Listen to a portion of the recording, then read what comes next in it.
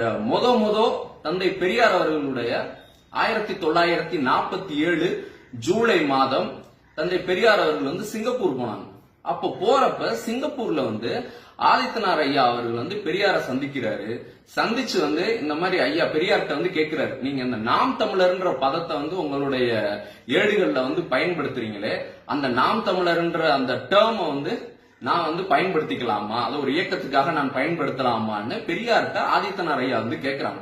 அப்ப பெரியார் சொல்றாரு, தமிழர்களுக்காக கூடிய உழைக்கக்கூடிய இடத்துல இருக்கிறீங்க, நீங்க தாராளமா நாம் தமிழர்ன்ற இந்த பதத்தை நீங்க எடுத்துக்கலாம், பயன்படுத்திக்கலாம் அப்படின்னு சொல்லி அடுத்தாப்புல அந்த நாம் தமிழர் கொடி இருக்கு பாருங்க, அதுக்கு ஐயா அவர்கள் தந்தை பெரியார் அவர்கள் விடுதலையில அதுக்கான விளக்கம் கொடுக்கிறார். என்ன அப்படின்னா, மீனுங்கிறது வளத்தை குறிக்கிறதாகவும், புலிங்கிறது பாத்தீங்கன்னா துணிவை குறிப்பதாகவும், வில்லம்புங்கிறது ஆதி தமிழ் குடி என்பதை குறிப்பதாகவும் இருக்கும் அப்படின்னு சொல்லி அததான் பாத்தீங்கன்னா ஆதித்தனார் ஐயாட்ட அவங்க உணர்த்தி கொடுத்தாங்க.